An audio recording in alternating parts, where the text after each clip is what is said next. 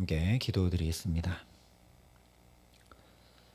아버지 하나님, 8월의 마지막 날, 또 이 첫 시간 주 앞에 엎드려 은혜를 구하게 하심을 감사합니다. 늘 시작은 당차게 또 포부 있게 하지만 마무리는 잘 해내지 못하는 우리의 모습들을 주 앞에 고백하오니 오늘 8월의 이 마지막 날 주님 나와 동행하여 주시고 친밀한 주님의 벗 되게 하여 주셔서 마무리를 잘하고 또 새로운 달을 맞이함에 부족함이 없도록 우리에게 은총을 더하여 주시옵소서. 이 날도 주님 말씀을 따라 살아갈 수 있도록 그 말씀에 순종하고 그 말씀을 준행하는 데 부단히 힘쓸 수 있도록 이 시간도 성령으로 우리에게 역사하시고 함께하여 주시옵소서.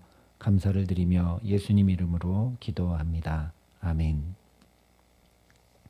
오늘 우리에게 주시는 하나님 말씀은 신명기 34장 9절부터 12절까지의 말씀입니다. 신명기 34장 9절부터 12절까지의 말씀입니다. 신명기 34장 9절부터 12절 말씀을 제가 봉독해 드리겠습니다. 하나님의 말씀입니다. 모세가 눈의 아들 여호수아에게 안수하였으므로 그에게 지혜의 영이 충만하니 이스라엘 자손이 여호와께서 모세에게 명령하신 대로 여호수아의 말을 순종하였더라. 그 후에는 이스라엘에 모세와 같은 선지자가 일어나지 못하였나니 모세는 여호와께서 대면하여 아시던 자요 여호와께서 그를 애굽 땅에 보내사 바로와 그의 모든 신하와 그의 온 땅의 모든 이적과 기사와 모든 큰 권능과 위엄을 행하게 하심에 온 이스라엘의 목전에서 그것을 행한 자이더라. 아멘. 오늘 말씀으로 신명기가 마치게 됩니다. 그러니 오늘 말씀이 신명기의 결론이라고 할 수 있습니다. 저 같으면 신명기를 마무리하고 이제 맨 마지막 이야기를 해야 되니까 신명기 내내 반복하고 강조했던 것들을 잘 요약해서 하나님이 내 하나님이심을 알아라. 하나님의 말씀을 청종하고 준행하여 복된 삶을 살아라. 우상을 섬기지 말아라. 하나님을 떠나지 말고 그 하나님 곁에 꼭 붙어서 하나님 의지하고 살아라. 이런 것들을 마지막에 집중적으로 이야기할 것 같습니다. 그런데 오늘 마지막 결론의 말씀에 이런 내용은 하나도 찾아볼 수가 없습니다. 게다가 앞서 6절에서 분명 모세가 묻힌 곳을 아는 자가 없다라고 말씀하면서 한 인물을 위대하게 여겨 칭송하지 않아야 함을 명확히 말씀했습니다. 그런데 오늘 말씀 10절부터 12절을 보면 이렇게 말씀하고 있습니다. 그 후에는 이스라엘에 모세와 같은 선지자가 일어나지 못하였나니 모세는 여호와께서 대면하여 아시던 자요 여호와께서 그를 애굽 땅에 보내사 바로와 그의 모든 신하와 그의 온 땅의 모든 이적과 기사와 모든 큰 권능과 위엄을 행하게 하심에 온 이스라엘의 목전에서 그것을 행한 자이더라. 이 말씀을 보면 누구나 모세가 하나님과 대면했고 온갖 기적과 이사를 행했던 말씀하신 그대로 다시는 이런 사람이 나타나지 못할 정도로 참으로 위대한 사람이었다라고 생각할 수밖에 없습니다.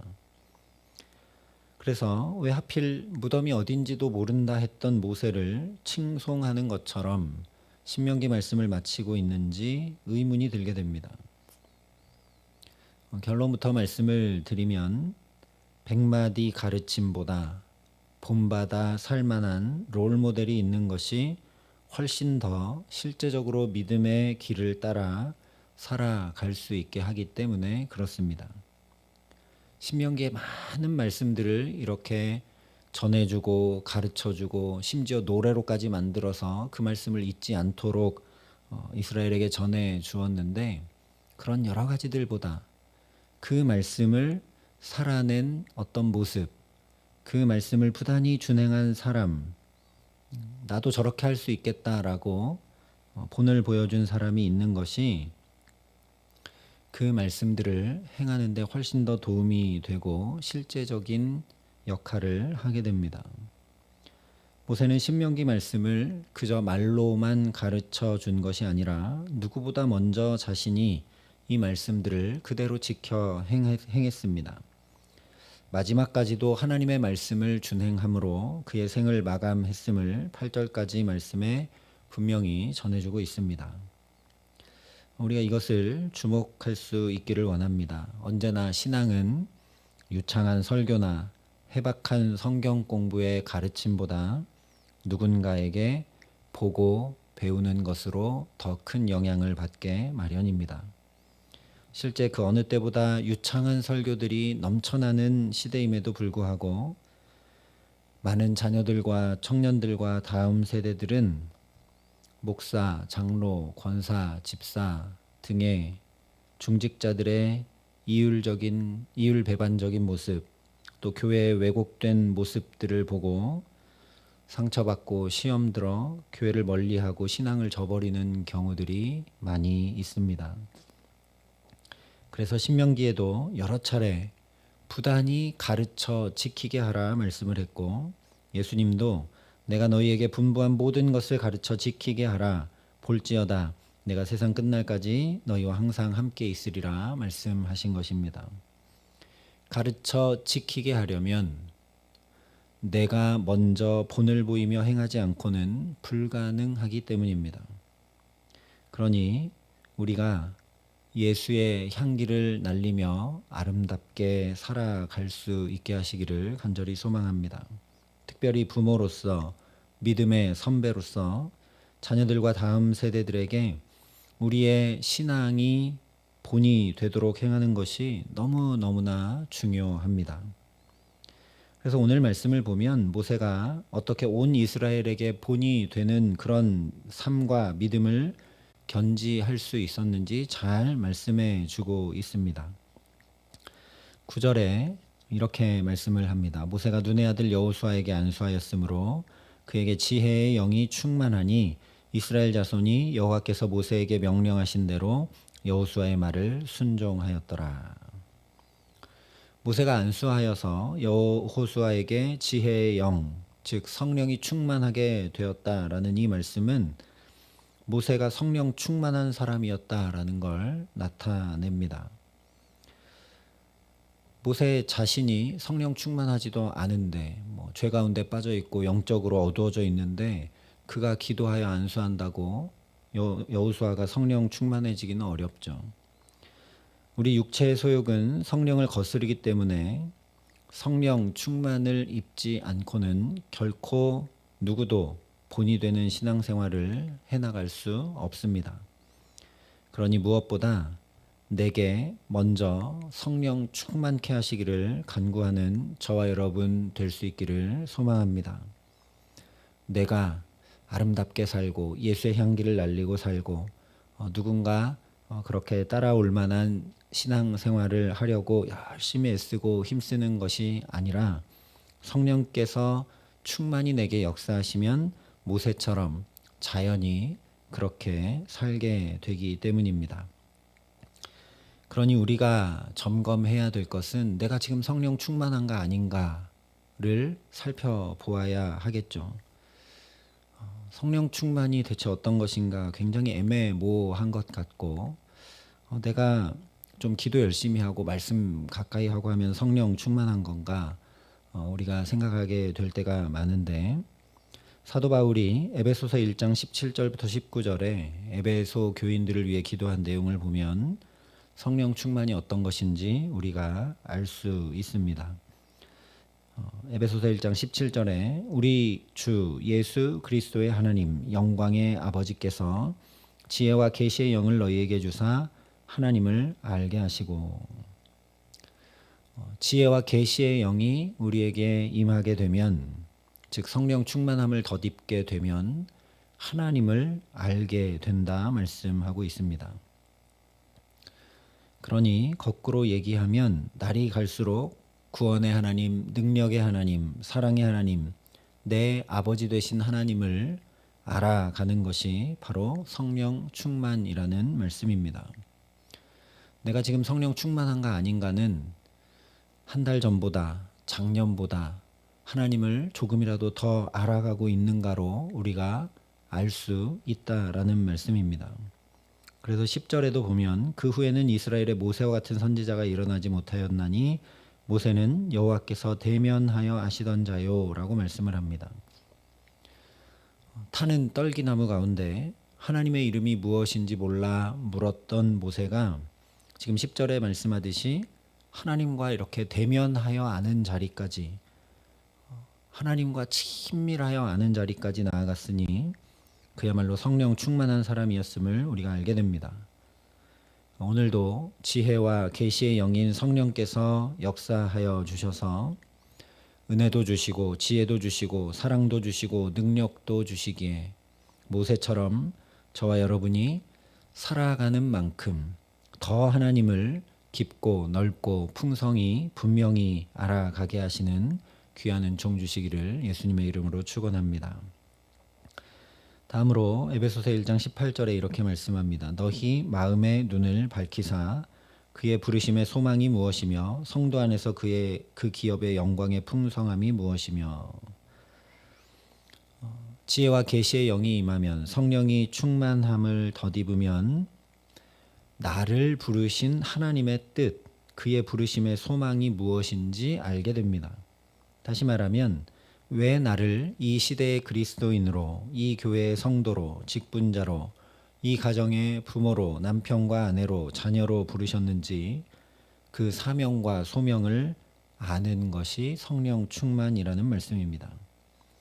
모세도 처음에는 자신의 소명을 잘 알지 못해서 자기가 스스로 이스라엘을 구원하려고 했지만 애굽 사람을 쳐 죽이는 살인자가 되고 말았습니다. 또한 하나님께서 화를 내실 만큼 완강히 그 소명을 거부했지만 결국 하나님의 부르심을 분명히 알고 이스라엘을 위해 자기 이름을 생명책에서 지워달라고까지 하며 중보기도했던 사람, 가나안에 들어가는 일에 대해서 하나님께서 다시는 이 일로 이야기하지 말라 말씀하신 그대로 자기 사명의 명확한 자리를 알고 더 이상 구하지 않으며 기꺼이 여호수아에게 지도자 자리를 넘겨주고 안수하며 축복했던 사람이 모세입니다.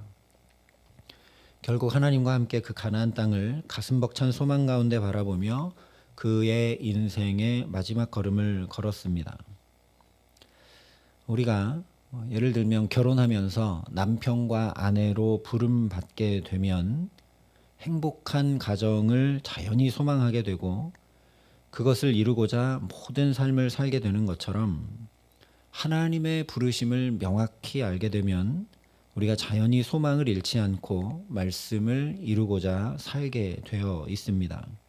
그러니 오늘도 저와 여러분이 내게 생명 주시고 살게 하시는 주의 부르심을 이 기도의 시간 알게 하여 주시기를, 깨닫게 하여 주시기를 간구할 수 있기를 소망합니다.